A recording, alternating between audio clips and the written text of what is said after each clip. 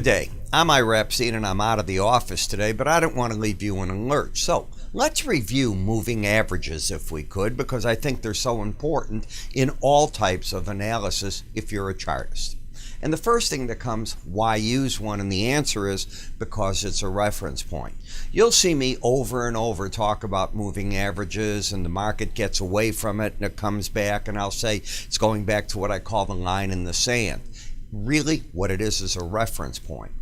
And the moving average, if you look at it, just the way it'll look here, it's probably the most widely used of all the technical indicators. It's no more than an average of prices over a specified length of time, and it can be an average of, say, the highs, the lows, the settlement prices. There's many different ways to do it, and there's two different types of averages. There's also an arithmetic and exponential. I prefer the simple arithmetic.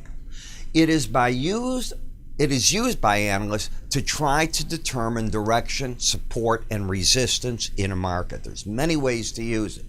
The average is typically calculated by adding together the sum of all the prices, then dividing that sum by the individual amount of averages added together. For the purpose of what we're doing here, let's say it's of closing prices, which is similar to us going together to a bowling lane, having a couple of beers, bowling, and we say, okay, we just bowled and we're going to take the score for three lines that we bowl. The first one's 100. We drink a little. We're getting better. We go to 120. We drink some more. We get up to 140.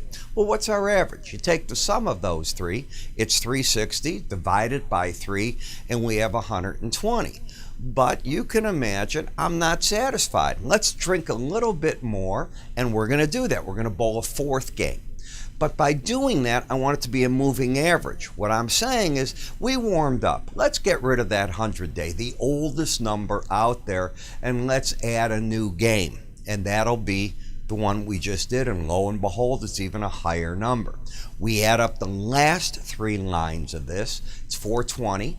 We divide it by 3, and guess what we get? We get a new average, and the number has moved. Now, just as easily, we could take another game and get sloshing drunk and drop the 120 and go back to 100. You understand the point. You're moving those numbers. That's why you call it moving the average. When bowling and you want to know your average score of the last three games, you simply don't count the furthest game out. You only add up the last three. If you're doing an 18-day average of closes, it's the current quote right now in the past 17 closes. That's how you calculate a moving average. It's really not much more difficult than that. To learn more about this, I invite you to go to our website. You'll see a whole arena of different things you can get from our futures trading kit to my charting course. What you just saw now is how I teach in my charting course. That's under the word education.